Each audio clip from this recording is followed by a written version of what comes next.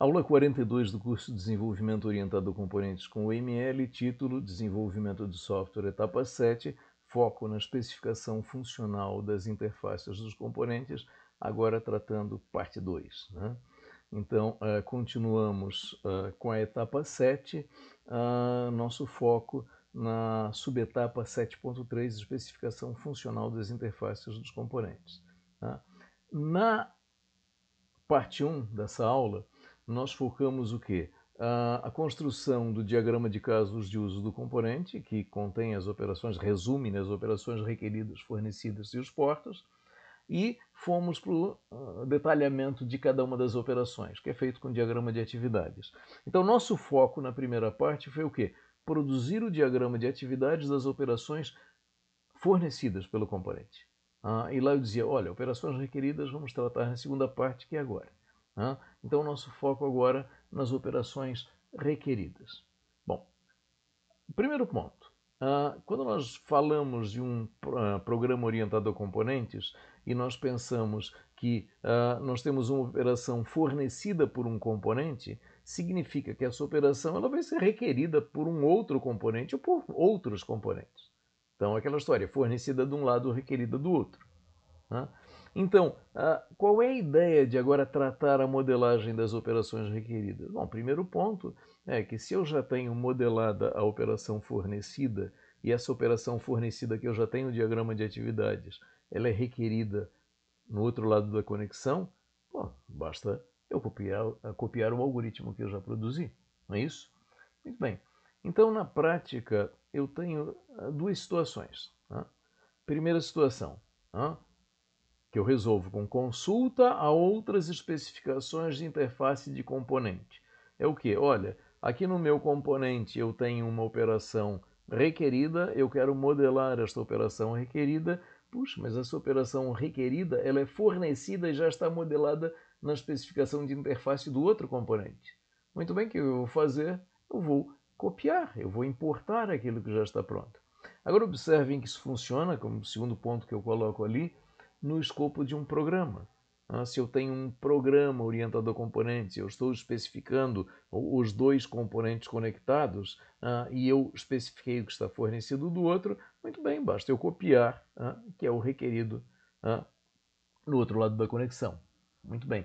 Agora, se não é no escopo do mesmo programa, ou se eu estou trabalhando com um componente reusado, coisa assim, pode não ser tão simples no sentido de a operação estar disponível. E uma outra situação que eu coloco aqui na tela, operação implementada em um artefato reusado. Então imaginem que eu estou reusando um artefato, esse artefato não é um componente, mas eventualmente pode até ser um componente, nada me impede. É a ideia de um artefato de software reusado. Repito, componente ou não componente. Bom, o que eu faço? Olha, eu vou copiar o algoritmo que está na especificação desse artefato. Agora a pergunta é, será que eu tenho um algoritmo modelado para simplesmente ir lá copiá-lo? A diagrama de atividades aqui, copia para lá? Pode ser que sim, pode ser que não. Se eu tiver, ótimo, copie-se.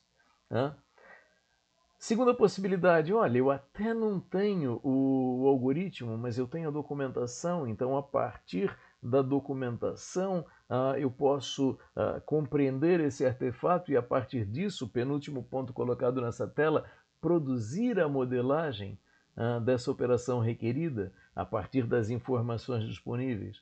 Aí a pergunta é, puxa, será que é possível?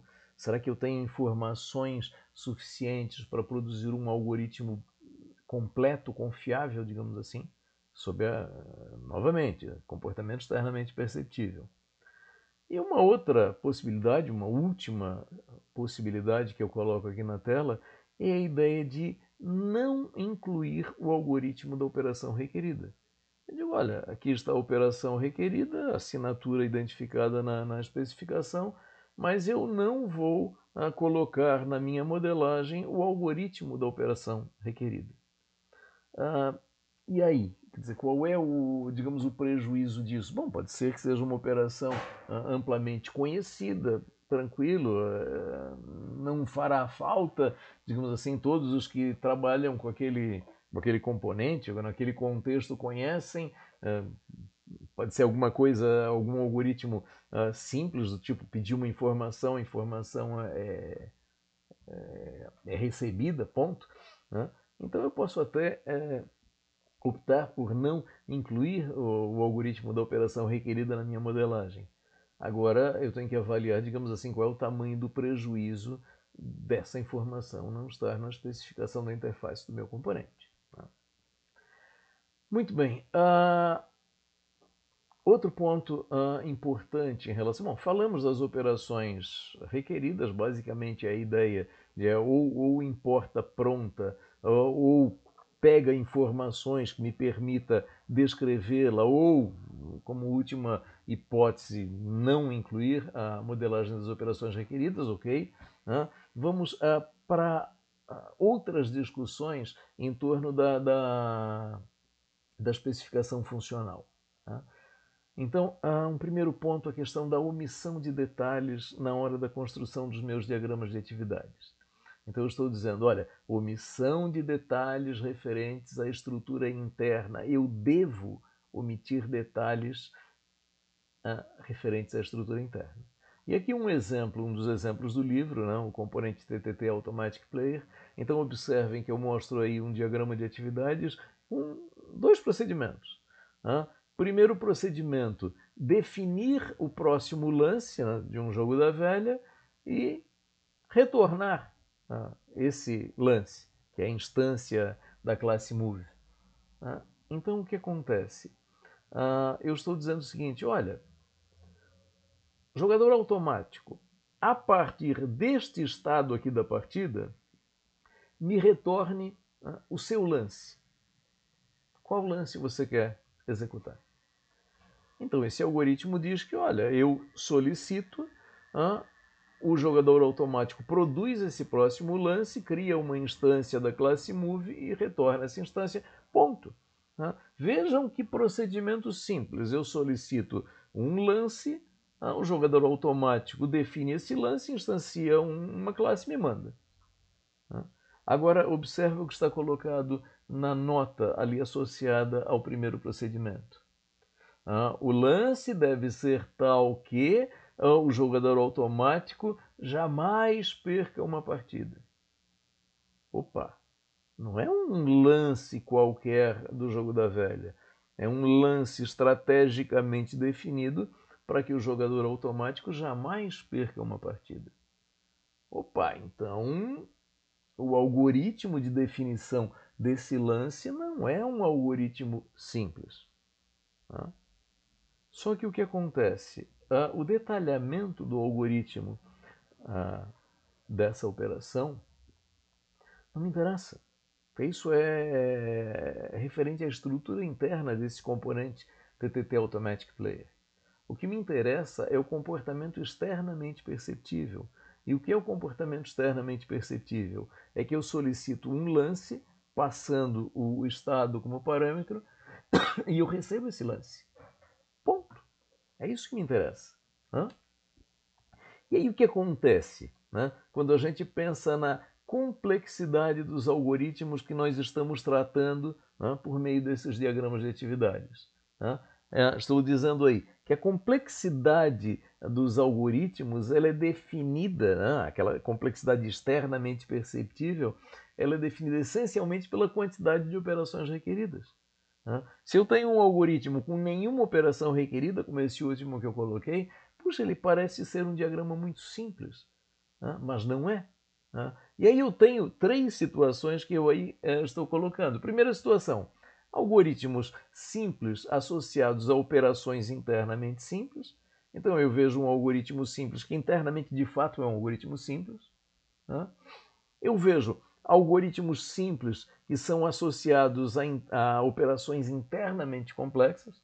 Então, eu tenho uma aparência de simplicidade, mas internamente algo bastante complexo, como esse último exemplo do jogador automático que eu acabei de mostrar. E terceira e última situação, algoritmos com alguma complexidade, que eu vejo, enxergo alguma complexidade, mas por quê? Porque essa complexidade não pode ser, eu não consigo ocultar complexidade? Por quê? Porque envolve operações requeridas e que isso é externamente perceptível. O observador externo nota que isso está acontecendo. Então isso tem que aparecer. Então observem esse contraste. Né? Do lado direito, aqui em cima de mim, aquele último algoritmo que eu estou marcando aí como um algoritmo complexo, que é a definição do próximo movimento, né? Jogador automático definindo o seu lance. Né? Isso é um algoritmo complexo, mas observem, parece muito simples. Puxa, 2 procedimentos, parece muito simples. Por outro lado, aqui ao lado, nós temos o quê? Aquele algoritmo do start que eu mostrei no vídeo anterior, na parte 1 dessa aula, em que ele é um algoritmo simples, a definição de quem é o jogador, quem é o adversário, se é um adversário automático, se é um outro jogador, quem começa a partida, qual símbolo vai ser usado. Então, a rigor, não é um algoritmo complexo, pelo contrário, é um algoritmo simples. Mas nota, visualmente ele parece complexo, né? Porque ele tem muitos passos. Mas por quê? Porque esses passos são externamente perceptíveis, né? Que eu não consigo, digamos assim, ocultar, porque eles são, quando eu executo esse método, eu vejo esses passos. Né? Então, é essa situação, quer dizer, aquela complexidade externamente perceptível não necessariamente é a complexidade, reflete a complexidade real do método, da operação, aliás, que eu estou tratando. Né? Muito bem. Agora, uma última discussão em relação ao nível funcional, a questão de o que devo ou não devo incluir esta informação no nível funcional. Aí eu faço aí um lembrete. Lembrete! Componentes podem ter comportamento próprio e pode-se optar ou não por incluir esse comportamento no nível funcional. Então, esse exemplo eu já mostrei lá atrás, na primeira parte do curso, na parte conceitual do curso. Eu falei de componentes com comportamento próprio e eu usei esse exemplo, que é um exemplo do livro, o componente TTT Player Interface, que é um dos componentes lá do exemplo desenvolvido no livro, em que eu tenho 2 possíveis diagramas de casos de uso para ele. Da esquerda, aquele que apenas mostra operações requeridas e fornecidas, e da direita, que mostra também o comportamento interno. Então, aqueles 3 casos de uso em cinza são o comportamento interno. Então, esse componente TTT Player Interface é aquele componente que implementa uma interface para o usuário, em que o usuário, o jogador, ele tem lá uma interface para o usuário, ele atua sobre essa interface e a atuação desse usuário vai, digamos assim, gerar o comportamento interno desse componente. E eu chamei a atenção, observa ali no diagrama da direita, circundado em vermelho, a operação requerida Start Match, a ideia de iniciar uma partida.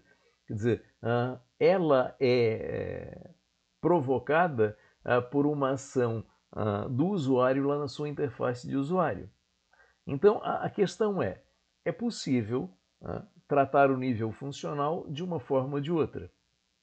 E a pergunta aí colocada é, puxa, eu vou incluir essa parte referente ao comportamento próprio na modelagem funcional ou não?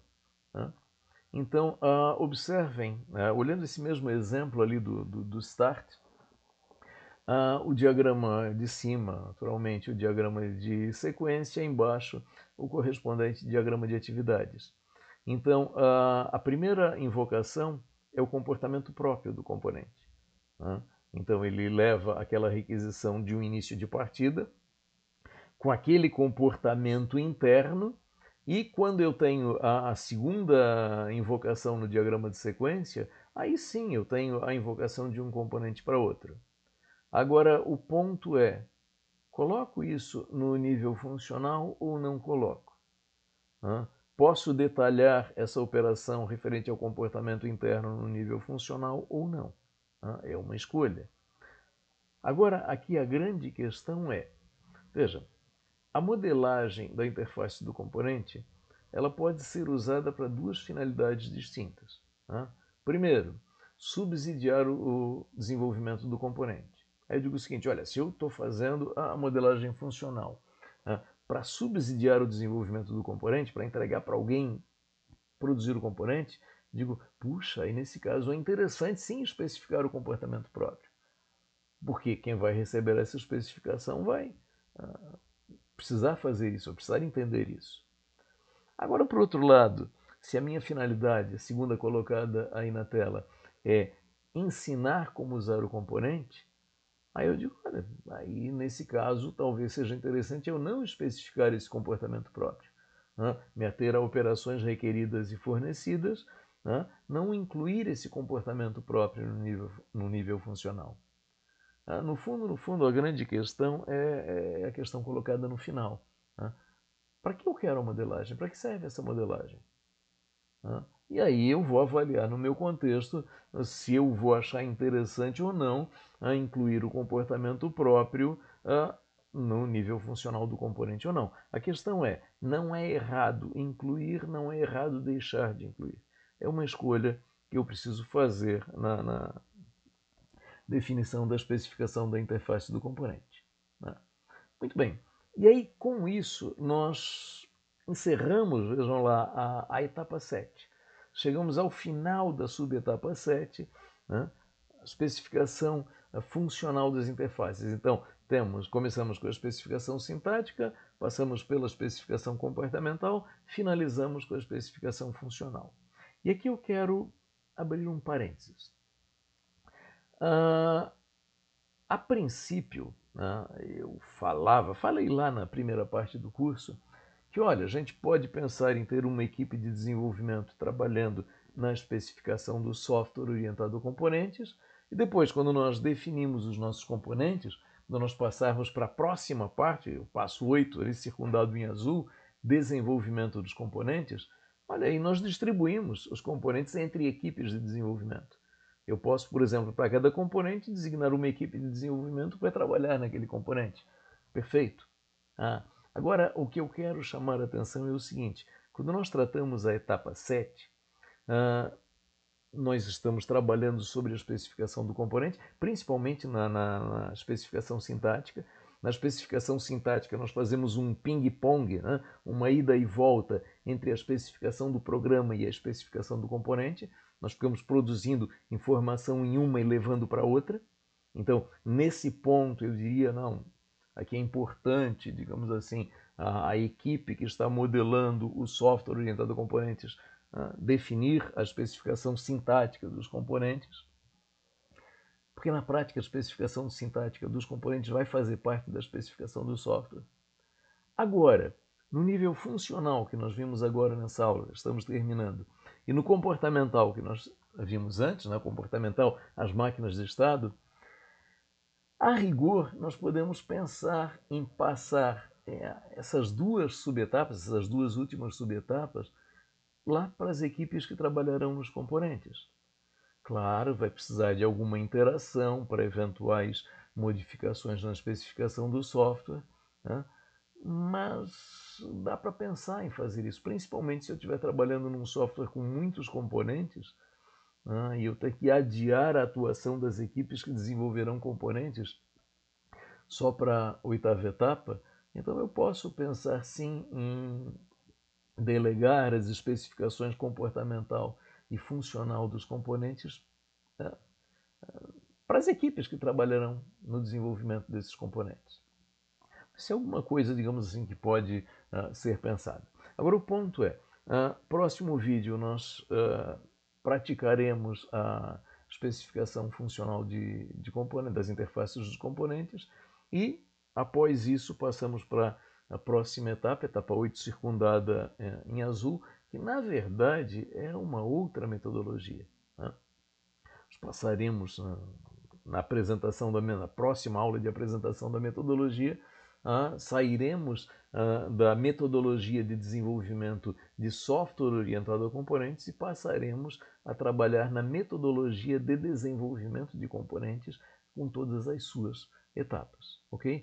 E essa aula, então, nós vamos, a propósito, antes de encerrar a aula, falar que a metodologia de desenvolvimento orientado a componentes ela é tratada no capítulo 7, as subetapas estão tratadas aqui no capítulo 7, E nota que, digamos assim, é alguma coisa longa, complexa. Então, recomendo muito fortemente a leitura desse capítulo. E agora sim, nós encerramos esta aula por aqui.